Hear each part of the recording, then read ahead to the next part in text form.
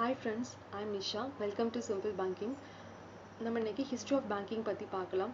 வேர்ல்டுலே first bank வந்து இட்டாலியில் தான் start பண்ணாங்க. அதோட நேம் வந்து பேங்க் ஆஃப் செயின்ட் ஜார்ஜ் அப்படிங்கிறது தான். இது வந்து 1407 ஸ்டார்ட் பண்ணியிருந்தாங்க. இந்த பேங்க் அப்படிங்கிற வார்த்தை எதுலேருந்தெல்லாம் வந்திருக்கலாம் அப்படின்னு சொல்லிட்டு ஒரு அசம்ஷன் இருக்குது. அது ஜெர்மன் டிக்ஷனரியில் பேஞ்ச் அப்படிங்கிற வார்த்தையிலேருந்து வந்திருக்கலாம். இட்டாலியன் டிக்ஷனரியில் பேங்கோ அப்படிங்கிற வார்த்தையிலேருந்து வந்திருக்கலாம். ஃப்ரெஞ்ச் டிக்ஷனரியில் பேங்க்யூ அப்படிங்கிற அந்த வார்த்தையிலேருந்து வந்திருக்கலாம் அப்படின்னு சொல்லிட்டு சொல்கிறாங்க. ஸோ பேங்க் அப்படிங்கிறது ஃபஸ்ட்டு அதுக்கு ஒரு மூலத்தனமாக இருந்தது என்ன அப்படின்னா பார்ட்டர் சிஸ்டம் தான். அதாவது பண்டமாற்று முறை அப்படின்னு சொல்லுவாங்க. என்கிட்ட இப்போ இருக்க வீட் வந்து அதிகமாக இருக்குது அப்படிங்கிறப்போ என்கிட்ட செரல்ஸ் இல்லை அப்படின்னா என்கிட்ட இருக்க கொஞ்சம் வீட்டை வந்து நான் வந்து கொடுத்துட்டு செரல்ஸ் வாங்கிப்பேன். ஸோ வந்து ஒரு பொருளை கொடுத்துட்டு இன்னொரு பொருள் வாங்குறது, எனக்கு தேவையான ஒரு பொருளை வாங்கிக்கிறது தான் பண்டமாற்று முறை. அதை பேஸாக வச்சு தான் பேங்க் வந்து உருவாகியிருக்கு. ஃபஸ்ட்டு அதோட அந்த நெசசிட்டி இன்க்ரீஸ் ஆக ஒரு மீடியம் ஆஃப் எக்ஸ்சேஞ்ச் வந்து தேவைப்பட்டுச்சு. ஸோ அந்த மீடியம் ஆஃப் எக்ஸ்சேஞ்சாக ஃபஸ்ட்டு இருந்தது கோல்டு தான். ஸோ கோல்டு தான் ஃபஸ்ட்டு பேங்க்கில் வந்து ஸ்டோர் பண்ணிட்டு இருந்தாங்க. நெக்ஸ்ட்டு இன்னுமே நமக்கு மீடியம் ஆஃப் எக்ஸ்சேஞ்ச் வந்து அதாவது நெசசிட்டி இன்க்ரீஸ் ஆக மீடியம் ஆஃப் எக்ஸ்சேஞ்ச் வந்து நமக்கு மணியாக வந்து மாறுனுச்சு. ஸோ ஒரு மணி அப்படின்னா என்னன்னா ஒரு பீஸ் ஆஃப் பேப்பரை அந்த கவர்மெண்ட் என்ன பண்ணுவாங்கன்னா ஏதாவது லாக்கு கீழே இதுதான் எங்களோட லீகல் கரன்சி அப்படின்னு சொல்லிட்டு அறிவிப்பாங்க. அதுதான் வந்து லீகல் டெண்டர் மணி அப்படின்னு சொல்லிட்டு சொல்கிறாங்க. பேங்க்கோட மெயின் நோக்கமே என்ன அப்படின்னா saving money and giving loans. அதாவது என்கிட்ட இப்போ நிறைய பணம் இருக்குது அப்படின்னா நான் பேங்க்கில் வந்து போட்டு வைக்கலாம். ஸோ இந்த என்கிட்ட பணம் இல்லை அப்படின்னா நான் பேங்க்கிட்ட போய் லோன் வாங்கிக்கலாம். ஸோ இதுதான் வந்து பேங்க்கோட ஒரு மேஜர் பர்பஸ் அப்படிங்கிறது. ஸோ பேங்க் வந்து இப்போ நிறைய ஒர்க்ஸ் பண்ணிகிட்டு இருக்காங்க. இருந்தாலும் மேஜராக பேங்க்னா இதுதான் அதோட பர்பஸ் அப்படிங்கிறது. நெக்ஸ்ட்டு இப்போ நம்ம பேங்க் வந்து ஸ்டார்ட் பண்ணிட்டாங்க. ஸோ பேங்க் வந்து ஸ்டார்ட் பண்ணி அதில் வந்து கரன்சியும் வந்து சப்ளேட் ஆக ஆரம்பிச்சிருச்சு.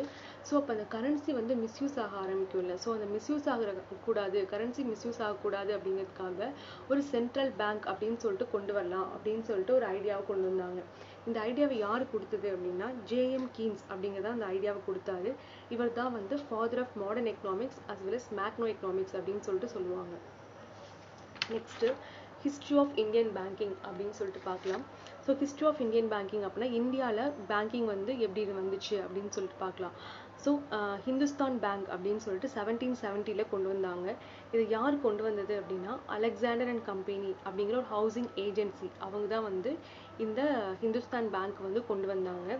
இது வந்து நல்லாவே போயிட்டு இருந்துச்சு. இது வந்து யூரோப்பியனோட ஆட்சி காலம் இருக்குல்ல, அந்த 1770 நம்ம அதில் வந்து யூரோப்பியனோட அந்த ஆக்கிரமிப்பு வந்து அதிகமாக இருந்துச்சு. ஸோ அந்த நேரத்தில் இது கொண்டு வந்ததுனால இந்த பேங்க்ல யூஸ் பண்ண கான்செப்டுமே யூரோப்பியன் பேங்கிங் கான்செப்ட் தான்.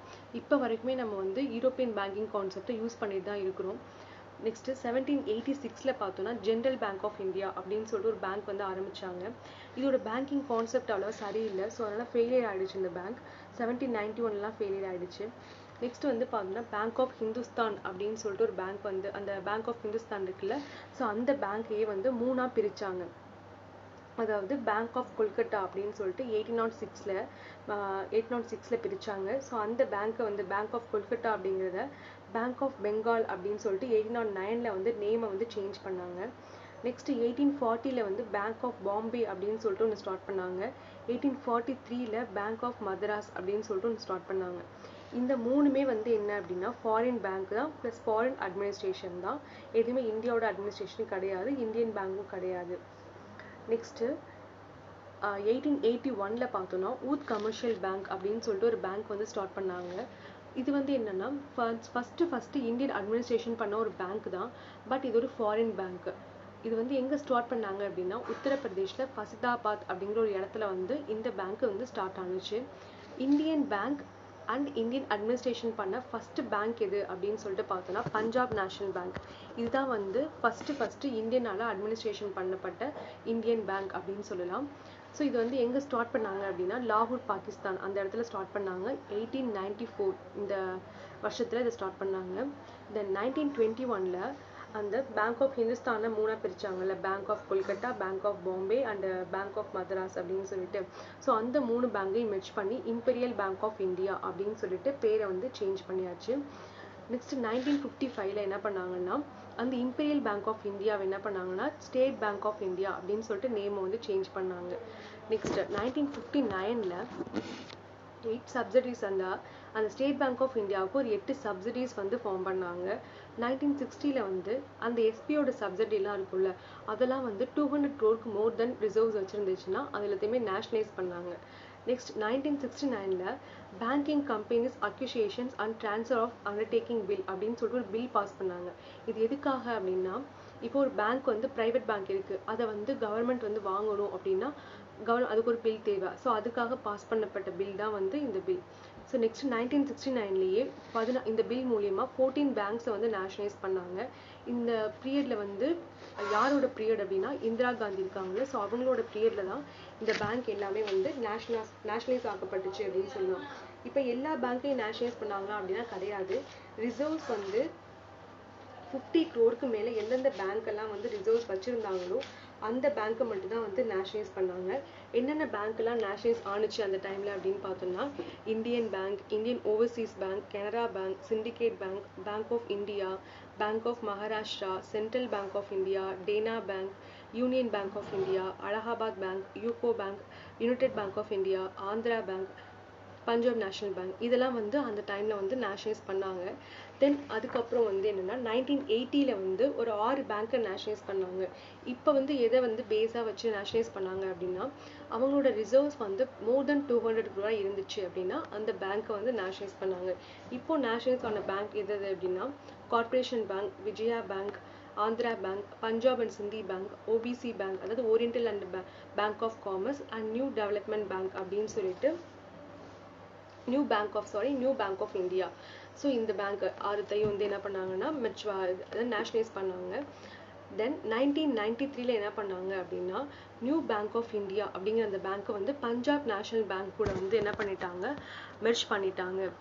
தென் 2007ல வந்து என்ன பண்ணாங்கன்னா ஸ்டேட் பேங்க் ஆஃப் சௌராஷ்டிராவை எஸ்பிஐ கூட மெர்ஜ் பண்ணாங்க. 2010ல வந்து ஸ்டேட் பேங்க் ஆஃப் இண்டோரை வந்து எஸ்பிஐ கூட மெர்ஜ் பண்ணாங்க.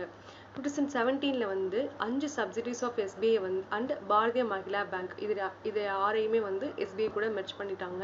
2018ல வந்து Vijaya bank and Dena bank வந்து பேங்க் ஆஃப் பரோடா கூட மெர்ஜ் பண்ணிட்டாங்க. 2019ல வந்து oriental bank of commerce and united bank of India merged with the PNB and Syndicate Bank merged with the Canara Bank, Allahabad Bank merged with the Indian Bank, Corporation Bank and Andhra Bank merged with the Union Bank of India. இது எல்லாமே வந்து merge ஆக்கப்பட்டது 2019ல.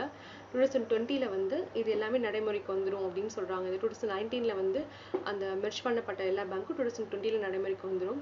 Public sector banks இப்போதைக்கு எவ்வளோ இருக்கு அப்படின்னா SBI, Punjab national bank, bank of Baroda, Canara bank, Indian bank, union bank of India, bank of India, central bank of India, Indian overseas bank, UCO bank, bank of Maharashtra, Punjab and Sind bank. இப்போதைக்கு எல்லாத்தையும் வந்து merge பண்ணதுனால இப்போதைக்கு 12 public sector banks மட்டும் தான் இந்தியாவில் வந்து இருக்கு. So thank you friends. இதுதான் நம்ம வந்து ஹிஸ்ட்ரி ஆஃப் பேங்கிங் பற்றின வீடியோ. உங்களுக்கு பிடிச்சிருந்துச்சுன்னா லைக் பண்ணுங்க, ஷேர் பண்ணுங்க, இந்த கமெண்ட்